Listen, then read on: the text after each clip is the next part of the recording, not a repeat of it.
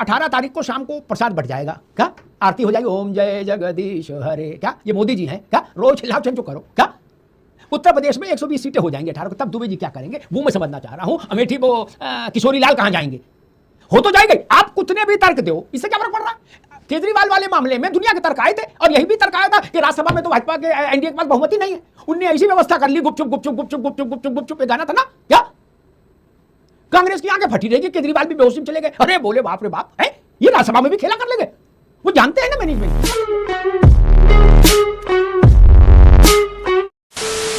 नमस्कार दोस्तों, स्वागत है आपका प्राइम डिबेट और अमिताभ बच्चन की बहुत ही जबरदस्त और बहुत ही मजेदार डिबेट वीडियो में। दोस्तों 2024 का लोकसभा इलेक्शन आपको याद ही होगा।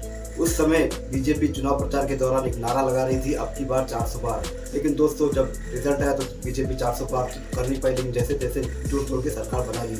लेकिन दोस्तों अब आने वाले लोकसभा चुनाव में कुछ ऐसा होने वाला है कि सब अगर जिसको सत्ता में आना है उसको 400 पार करना ही होगा, बल्कि 400 से ज़्यादा ही उसको पार करना होगा। तो दोस्तों 2029 के लिए अब ये रणनीति तय हो रही है सरकार के द्वारा कि जितने भी ये उत्तर भारतीय राज्य है इनमें लोकसभा सीटों की संख्या ज़्यादा से ज़्यादा बढ़ाई जाए। तो दोस्तों अब विपक्षियों में ये चिंता बैठ गई है कि इन सभी जितने भी उत्तर भारतीय क्षेत्र है, यहाँ पर राज्य है, यहाँ पर बीजेपी डोमिनेट करती है, और जो दक्षिण भारतीय जो राज्य है वहाँ पर अन्य पार्टियाँ डोमिनेट करती है। लेकिन दोस्तों इनकी चिंता ये बढ़ गई कि इन उत्तर भारतीय क्षेत्रों में जब लोकसभा सीटें ज़्यादा बढ़ जाएगी तो हमारे लिए सरकार में आना एकदम नामुमकिन हो जाएगा। तो दोस्तों पूरी तरह से परेशान हो गई विपक्षी पार्टियां और इस पर तरह तरह की बातें कर रही है, तरह तरह के क्या कहते हैं इल्जाम लगाए जा रही है सरकार पे। तो दोस्तों इन्हीं सब मुद्दों को लेकर डिबेट हो रही है। डिबेट में अमिताभ अग्निहोत्री जी ने किसी की धुनाई तो नहीं की है, लेकिन दोस्तों जो ये विपक्षी पार्टियां हैं इनकी फील्डिंग सेट हो गई है बीजेपी की तरफ से, सरकार की तरफ से, और अमिताभ अग्निहोत्री जी भी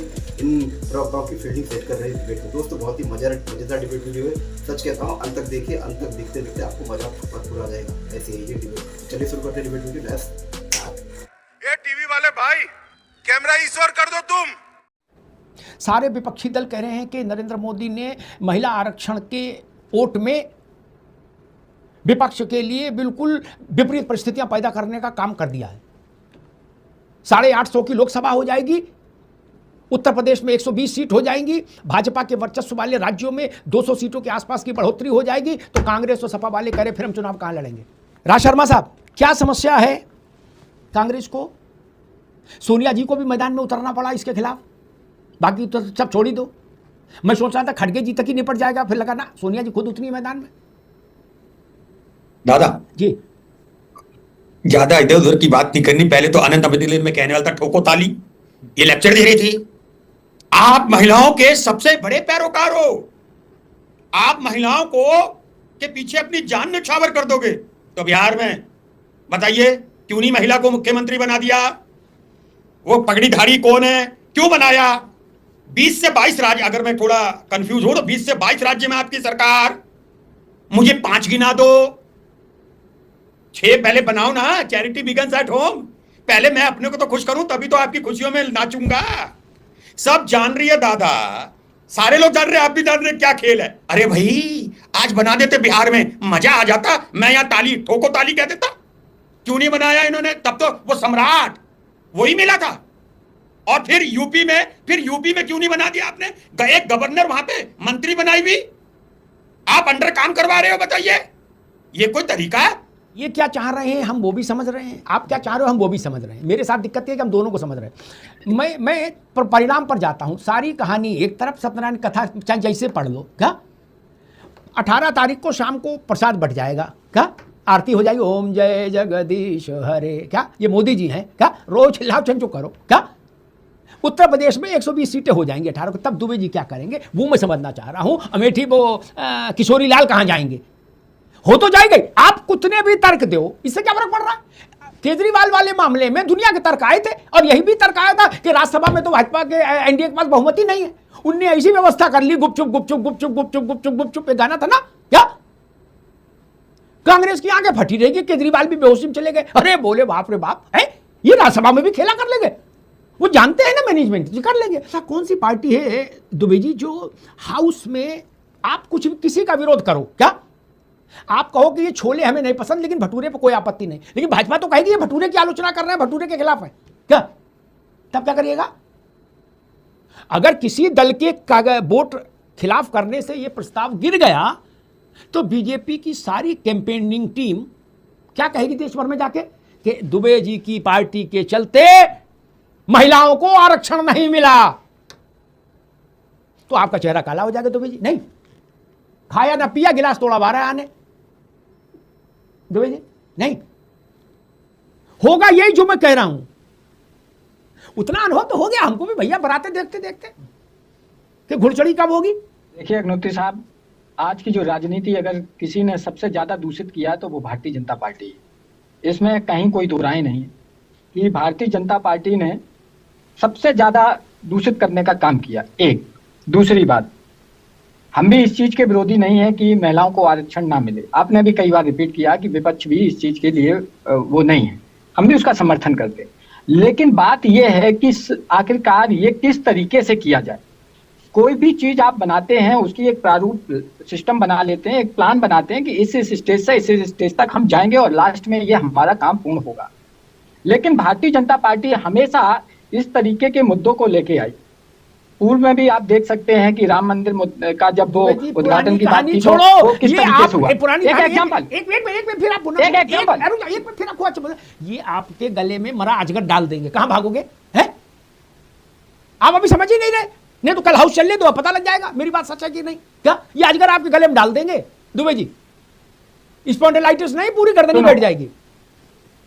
सुनिए सुनिए सुनिए, अभी मैं बड़ौदा गुजरात में हूँ महाराज, यहाँ इलेक्शन चल रहे हैं। आप यकीन नहीं मानोगे, ऐसा कोई वार्ड नहीं है, बड़ौदा तो मेरा अब घर है, चूंकि हम तो यहाँ बड़ौदा भी रहते हैं, ऐसा कोई बड़ौदा का शहर, अहमदाबाद, राजकोट, सूरत कहीं भी नहीं है जहाँ भारतीय जनता पार्टी को ये लिख दिया गया कि यहाँ भारतीय जनता पार्टी के उम्मीदवारों को आने की जरूरत नहीं है। ये मुसलमान एरिया में नहीं, हिंदू एरिया की मैं बात बता रहा हूँ। आप सोचिए, आप देखिए, हम करें बोर्ड लग गया, फिर भी जीत तो वही रहे ना, बोर्ड लग गए फिर भी वो जीत रहे हैं, और 20 साल से जीत रहे, 20 साल तो 15 साल तो मोदी वहां शासन करके आए, उसके बाद वो दूसरे वाले भी लगातार बैटिंग कर रहे हैं। क्या नाम है उनका, पटेल। इसीलिए तो मैंने कहा सबसे ज्यादा जो दूषित किया है वो भारतीय जनता पार्टी ने ही राजनीति को दूषित किया है। इसीलिए आखिरकार जब आप उस समय जब विधेयक पारित कर लिया था तो आखिरकार कौन सी ऐसी चीज है जो आपको दोबारा उसकी तरफ जाना पड़ा? मतलब आप चित्त भी अपनी रखना चाहते हो और पट्ट भी। ठीक दुबे जी, इसके आगे भी था, इसके आगे भी था ये कहानी, ये कहावत आई कानपुर से। ठीक, अब रुक जाओ, इस कहावत का पूरा विषय बता दूं। चित भी मेरी पट भी मेरी अंटा मेरे बाप का। क्या? चित भी मेरी पट भी मेरी अंटा मेरे पूज्य पिताजी का। आओ कर लो बात। मैं दुनिया कहावत में पढ़ रहे हो, आपके गुजरात में ये हो रहा, गोवा में हो रहा, हिलेरी क्लिंटन ने ये बोला और युगांडा में ये हो रहा। छोड़ो महाराज, ये करके दिखा देंगे जो इन्होंने कहा ठाना है। क्या 3 दिन में भारत की राजनीतिक तस्वीर बदल जाएगी, 850 की लोकसभा हो जाएगी और भगवान का नाम लेके 600 की उत्तर प्रदेश विधानसभा हो जाएगी। बोलो सियावर रामचंद्र की जय। चाहे भाषण आप कुछ भी दे लो लोकसभा में और बाहर प्रेस कॉन्फ्रेंस कर लो, तो कोई फर्क पड़ रहा है ना, हो जाएगी, हमें कोई दिक्कत नहीं है। तो वही तो मैं पूछ रहा हूं, आप उस पर चर्चा करो यार कि दिक्कत है कि नहीं है। हो गई, मान लो हो गई, ये बौरे थोड़ी ना है कि बिना होमवर्क के ये ले आएंगे हाउस में। अभी तो सावन में नहीं चल रहा कि भांग खा के ले आए। सावन में तो मान लो भांग की भी स्थिति हो जाती है कई बार। हाँ। मैं ये आपके चैनल के माध्यम से दावे के साथ कह सकता हूं, 33% नहीं, आप 50% दे दीजिए, लेकिन जो मेन डोमिनेंट है वो खत्म नहीं होगा। अगर उस महिलाओं को सशक्त करना है तो महिलाओं के अंदर पावर इंक्रीज करो आप, कि ये इस कारण महिला सशक्त होगी और वो खुद का डिसीजन लेगी। लेकिन उसके लिए कोई काम नहीं करना चाहता है, उसके लिए ये प्रधानमंत्री जी काम नहीं करेंगे। बाकी चीजें तो आपने बोली हैं। देखिए, जो भी होना है वो तो हुए, वही जो राम रच राखा। दुनिया में आज पहले से अब तक और आगे वही होगा जो ईश्वर प्रभु ने लिख दिया है। उसके लिए कोई हाय तौबा करे, कुछ भी हो, समीकरण कैसे भी बने, लेकिन हर चीज का एक फाइट होती है, संघर्ष होता है। कुछ भी बिल आ जाए, हम संघर्ष करेंगे, हम अपनी बात रखेंगे। क्या होगा ये भविष्य की गर्त की बात है, हम उसको निपटेंगे। इस चीज को ऐसे लूंगा कि शातिर खिलाड़ी, चालाक खिलाड़ी भारतीय जनता पार्टी है, तो जोड़ तोड़ में माहिर है, तो वो कुछ भी कर सकती है। इसलिए ये कोई आश्चर्य नहीं होगा कि 2/3 मेजोरिटी उनके पास है कि नहीं है। लेकिन हम अपना, हमारा जो स्टैंड है उस पर कायम बिल्कुल रहेंगे। लेकिन दुबे जी एक बात बताएं, वो जोड़ तोड़ में मास्टर हो, कुछ हो, आएंगे तो आपके मोहल्ले से लोग उनके पास, तभी ना 2/3 होगी। ऐसा तो है नहीं कि वो भजनपुरा से टेम्पू भर के हाउस में बैठा देंगे ले जाके। नहीं ना, आप ही लोग उनके पास जाओगे तभी ना वो ट्रूथ हट पाएंगे। इसका मतलब आपके लोग भी कच्चे हैं, कच्चे हैं, अभी पके नहीं। ये तो बात मानो। राज शर्मा, यही सवाल आपसे भाई। ना मैं तो 4 लाइन कहूंगा कि जी ने कहा कि जमाने में उसी को है जो इधर का लगता रहे उधर का हो जाए। कोई भरोसा नहीं है साहब, कोई भरोसा नहीं है, एक चीज बता दूं। और ये बहुत साथी लोग हैं इसमें नहीं। और मेरा ये कहना है कि कल ये नहीं पास होना चाहिए 18 को, क्योंकि इसके पास होने से कोई महिलाओं को कुछ नहीं मिल रहा है, कुछ नहीं मिल रहा है, और देश बर्बादी की ओर चला जाएगा। ठीक, राज भाई से मैं कहूंगा, इनके एक बड़े नेता हैं, बुजुर्ग नेता हैं, देश चलाने का उनके पास बड़ा अनुभव है। वित्त मंत्री रहे, रक्षा मंत्री रहे, गृह मंत्री रहे देश के। पी चिदम्बरम बड़े नेता हैं। चिदम्बरम ने कहा, तीसरी बार जब नरेंद्र मोदी ने शपथ ली तो उन्होंने कहा कि जो लोग ये कहते हैं कि नरेंद्र मोदी कमज़ोर हो जाएंगे, बैसाखी की सरकार होगी, बोले मेरी समझ में वो लोग नरेंद्र मोदी को नहीं जानते। चिदम्बरम को कोट कर रहा हूँ। उन्होंने कहा मैं जो देख रहा हूँ वो देख रहा हूँ कि 2014, 2019 और 2024 के नरेंद्र मोदी के काम करने के तौर तरीके में कोई फर्क नहीं है। वही अथॉरिटी, वही अधिकार, वही तेवर। आप लोगों ने लड्डू बांट दिए पूरे मोहल्ले में, बोले अब 240 पे देखना है। नीतीश जी और चंद्रबाबू नायडू इनको कैसा तीये के नाच नचाएं क्या? नीतीश जी खुले में दिन के दोपहरी कैमरा के सामने पांव छूने लगते हैं मोदी जी के, उनको रोकना पड़ता है। हिंदू भाई वो ना, ये मेरा हक है, पैर छूने के लिए मत रोकिए क्या? जो लोग अभी भी ये कहते हैं कि भाई मोदी है तो मुमकिन वाली बात ठीक नहीं है, उनकी सेवा में मैं एक उदाहरण रख दूं। राजबाबू आप भी सहमत होंगे। गठबंधन की सरकार हो, सत्ता का ऐसा बिना किसी जर्क के, बिना किसी तनाव के, बिना किसी तू में के क्या हस्तांतरण हो जाए। मुझे उदाहरण कोई दूसरा हो तो बता दो। आपके यहां भूपेश बघेल ने नहीं छोड़ी कुर्सी तो नहीं छोड़ी, राहुल गांधी, सोनिया गांधी सब समझाते रहे तुम्हें हमारी कसम, इसको सिंहदेव को भी बैठ लेने दो 2-4 महीने सही। बोले ना नहीं छोड़ेंगे क्या? पंजाब में यही हुआ। वहां अशोक गहलोत ने बोले आप लोग सब लग गए, मिसेस गांधी तक लगी उसमें क्या कि गहलोत तुम्हें हमारी कसम, पायलट को थोड़े दिन बैठ जाने दो। बोले सर पार्टी ध्वस्त कर दूंगा लेकिन बैठने नहीं दूंगा क्या? मायावती, कल्याण सिंह, ऐसा हुआ हो कहीं बताओ ना। और ये तो तब है जब मोदी और अमित शाह में कोई पटना गया भी नहीं क्या? तो कुछ तो कलाकारी है भैया। राज भाई आपके यहां तो सोनिया जी के सारे दूत गए थे जयपुर हैं। अशोक गहलोत ने कहा बाकी सारी बातें मान लेंगे, सोनिया जी आला कमान है, सारी कमान ठीक है, लेकिन कुर्सी छोड़ने कहोगे तो दरवाजा बंद कर लूंगा, फिर नहीं मिलूंगा किसी से क्या? कुर्सी नहीं छोड़ूंगा। यहां चुपचाप सत्ता परिवर्तन हो गया, राजी राजी हो गया ना। एक बाइट कहीं से कोई नहीं ढूंढ पाया कि तू में की एक कोई प्रतिक्रिया भी कोई ढूंढ लाता नहीं। तो क्या कारीगरी है मैं नहीं जानता, लेकिन कारीगरी है ये तो मानता ही हूं। ऐसी हैसियत सोनिया जी की नहीं है। वो ऐसा अपने किसी वहां क्या है सिद्धरमैया का, और भैया हाँ राज भाई ध्यान आ गया, सिद्धरमैया पे निगाह रखो, ग्रह चाल बदल रही है। बाद में ऐसा ना हो कि जब खेत चूक जाए चिड़िया तो समझ में आए क्या? कान जब तक हाथ मिलाया मुस्कुराए वो सब शिष्टाचार है क्या? लेकिन जब कहा गुड्डू इधर आओ कान लाओ, वहीं समझ गया कि हो गया खेल क्या? फूल लेना सब शिष्टाचार है, होता है। प्रधानमंत्री जाएंगे मुख्यमंत्री, लेकिन कहें गुड्डू कान लाओ, इधर लाओ, यहाँ आओ कान लाओ क्या? तब कुछ तो है जो कान में कहना है। नहीं ये टीनेजर वाला प्यार तो है नहीं कि कान में कहना है कि आई लव यू क्या? नहीं ना, कुछ तो कहा होगा। और भैया ने भी कुछ सुन के मुस्कुराए सिद्धरमैया। द्विवेदी देख लो, बड़ी मुश्किल से तो आपकी सरकार बनती है, जो बनती वो भी चल नहीं पा रही। नहीं, अब मान लीजिए मोदी जी ने उनकी पीठ पे हाथ फेर दिया सिद्धरमैया के, अब वो ललकार दिए डीके को क्या? तो उनकी सरकार भाजपा टिका देगी कुछ दिन के लिए। इनके एमएलए तो खाली बैठे वहां भाजपा के, वो राष्ट्र हित में सिद्धरमैया को समर्थन देते क्या? तब क्या होगा? मेरे ख्याल से राहुल जी को सिद्धरमैया से पूछना चाहिए कि मुख्यमंत्री तभी रहोगे जब ये बताओगे आके हमको कि कान में क्या बोले मोदी जी।